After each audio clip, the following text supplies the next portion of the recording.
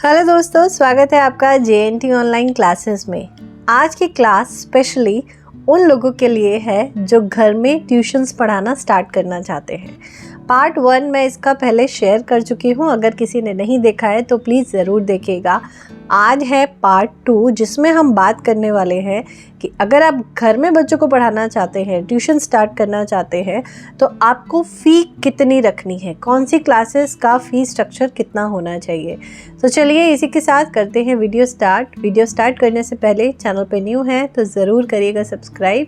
Video पसंद आए तो लाइक करना ना भूलें। So let's start.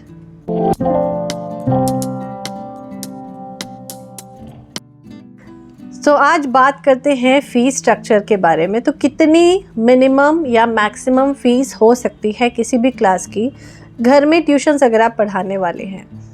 तो पहली राय मैं ये देना चाहूँगी कि अगर आप घर से स्टार्ट करने वाले हैं तो छोटी क्लासेस से स्टार्ट करिए। क्लासेस स्टार्ट करिए जैसे नर्सरी, KG, अपर KG, first, second, third, fourth, fifth. पहले बात करते हैं इन क्लासेस की मिनिमम और मैक्सिमम फ़ीस कितनी हो सकती है। तो देखिए ऐसा होता है, सबसे पहले डिपेंड करता है लोकेलिटी पे। लोकेशन, आप कहाँ पे रहते हैं, आपके आसपास की लोकेशन, क्या वहाँ पे रहने वाले लोग इतने समर्थ हैं कि वो मैक्सिमम फ़ीस अफोर्ड कर सकते हैं। इस चीज़ का ध्यान हमें ज़रूर रखना चाहिए एज अ टीचर, क्योंकि जो टीचिंग का प्रोफेशन होता है ये एक तरह का कहीं ना कहीं एक सोशल वर्क भी होता है। हम अब सिर्फ 10,000 या 15,000 महीने कमाने वाले से हम ये नहीं कह सकते कि हमें 1,000 रुपया मंथली फ़ीस चाहिए या 2,000 रुपया मंथली फ़ीस चाहिए। तो हमें उनके हिसाब से भी चीज़ों को थोड़ा सा एडजस्ट करना पड़ता है। और जो समर्थ है, मतलब आपका अगर ऐसी लोकेशन में रहते हैं जो सोसाइटीज़ हैं जहाँ आसपास, जहाँ वहाँ का फ़ी लेवल एक अलग होता है, तो लोकेशन के हिसाब से फ़ी लेवल अलग होता है। दूसरा, बच्चे पे कितनी मेहनत करनी है उसका भी फ़ीस लेवल अलग होता है। कुछ बच्चे होते हैं जो बहुत ही ज़्यादा वीक होते हैं, आपको लगता है मुझे इनको कम से कम 3 घंटे रेगुलर देने हैं, तो उसके अकॉर्डिंग आपको उसकी फ़ीस चेंज करनी पड़ती है। जो आपने मतलब एक स्टैंडर्ड जो फ़ीस डिसाइड करी होती है उसके हिसाब से आपको उस बच्चे की फ़ीस चेंज करनी होती है। तो चलिए स्टार्ट करते हैं।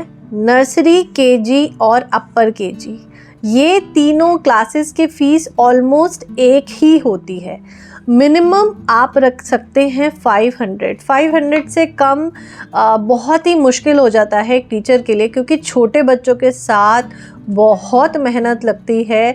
उनको बिल्कुल एक तरह से स्पून फीडिंग करानी होती है, हाथ पकड़ के लिखवाना है या एक एक टॉपिक समझाना है, या उनके थोड़े से कहीं उनको पैम्पर भी करना पड़ता है। कई बार उनके साथ थोड़ा मजाक भी, बातें भी करनी पड़ती हैं, उनको मनाना भी पड़ता है, कई बार वो रोने लग जाते हैं, ऐसी बहुत सी चीज़ें होती हैं। तो 500 तो मिनिमम है, मतलब ये मैं आपको बता रही हूँ बिल्कुल मिनिमम आपको कितनी लेनी है, दिस इज़ 500, और मैक्सिमम आप इसको 800 तक ले जा सकते हैं। मैक्सिमम 800, और अगर आप रहते हैं एक सोसाइटी लेवल पे जहाँ मतलब अच्छा खासा फ़ीस लोग पे कर सकते हैं, तो वहाँ पे फिर ये 1500 तक जा सकती है। और ये नर्सरी टू अपर KG तीनों क्लासेस की ये फ़ीस होती है, ठीक है। उसके बाद आते हैं क्लास फर्स्ट पे।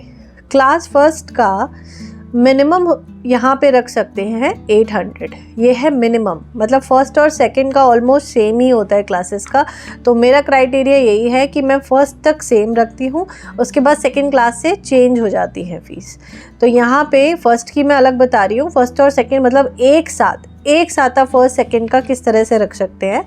मिनिमम आप 800 रुपये रखिए, और अगर आप ऐसी लोकेशन में रहते हैं जहाँ पे भाई बहुत ज़्यादा लोग इतने समर्थ नहीं है, बहुत ज़्यादा 800 रुपये फ़ीस नहीं अफोर्ड कर सकते, तो वहाँ पे आप 600 या 500 अपने अकॉर्डिंग आप ज़रूर देखिए, ठीक।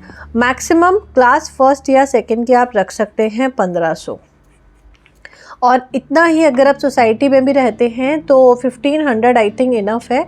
और डिपेंड करता है, आप चाहे तो उसको 2000 तक ले जाइए, ठीक है, बट यहाँ पे 2000 होता है, फिर बड़ी क्लासेस में और ज़्यादा होता रहता है ना, तो इसलिए हम मिनिमम इसको 1500 तक ही रखते हैं। ठीक है, और यहाँ पे एक चीज़ का आपको ध्यान रखना है कि सामने वाले की आर्थिक स्थिति देखकर ही आपको फ़ीस डिसाइड करनी है। ये बहुत इम्पॉर्टेंट फैक्टर होता है। देखिए, एक तरह से सिर्फ बिजनेस माइंड होके हम बच्चों को पढ़ा नहीं सकते। टीचिंग प्रोफेशन सिर्फ कमाने का पर्पज़ नहीं है। टीचिंग प्रोफेशन, हम जिस प्रोफेशन में कदम रखने जा रहे हैं वहाँ पे सबसे मेन बात हमें ये ध्यान रखनी होती है, जो सामने बच्चा बैठा है क्या हम उसको उस हिसाब से सिखा पा रहे हैं, क्या हम उसको एक अच्छी एजुकेशन दे पा रहे हैं, क्या उसको नई नई टेक्नोलॉजी से, नई चीज़ों से उसको इंट्रोड्यूस करवा पा रहे हैं, उसका भविष्य बना पा रहे हैं, नहीं। तो ये बहुत सारी चीज़ें देखनी पड़ती है। और सबसे ज़्यादा चैलेंजिंग तब होता है जब सामने वाला आपको ज़्यादा पे भी नहीं कर सकता, लेकिन आपको समय और मेहनत उस बच्चे को उतनी ही देनी होती है। तो ये भी एक सोशल कॉज होता है काम करने का। तो फीस आपको सामने वाले की आर्थिक स्थिति को देखकर ही रखनी है कि उसका फाइनेंशियल बैकग्राउंड कैसा है, उसी बेसिस पे आपको फ़ीस डिसाइड करनी है।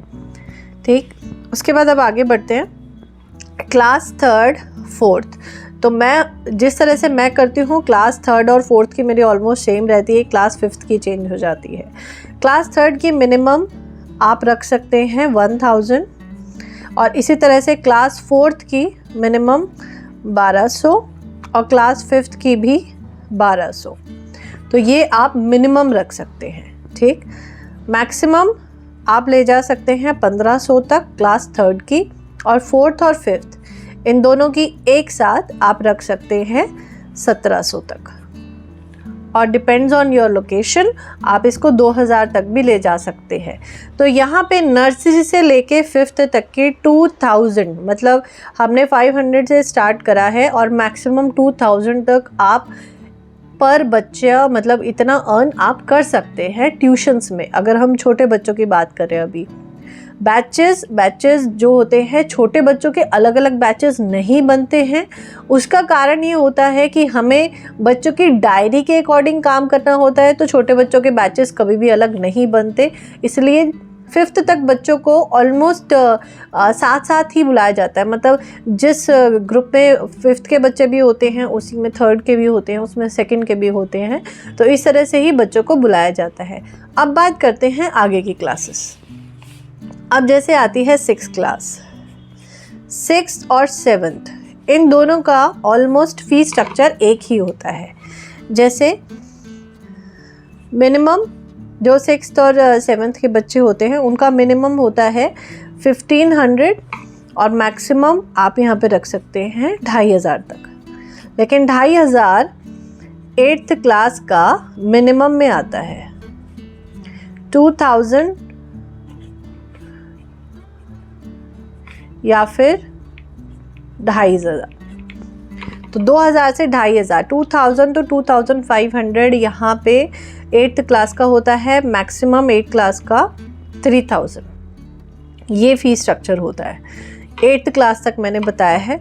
9th क्लास में और 10th क्लास में अकॉर्डिंग टू सब्जेक्ट होते हैं। 8th क्लास तक बच्चे सभी एक सारे, मतलब सभी सब्जेक्ट पढ़ते हैं, सारे ही सब्जेक्ट्स पढ़ते हैं। But in class 9th and 10th, इन दो क्लासेस में सब्जेक्ट वाइज हो जाता है। तो आपको सब्जेक्ट वाइज डिसाइड करना पड़ता है। सब्जेक्ट वाइज, जैसे कि आपको पर सब्जेक्ट 9th में कितना रखना है, तो पर सब्जेक्ट 9th में आप मिनिमम रखिए 800 और 10th में 1000 पर सब्जेक्ट।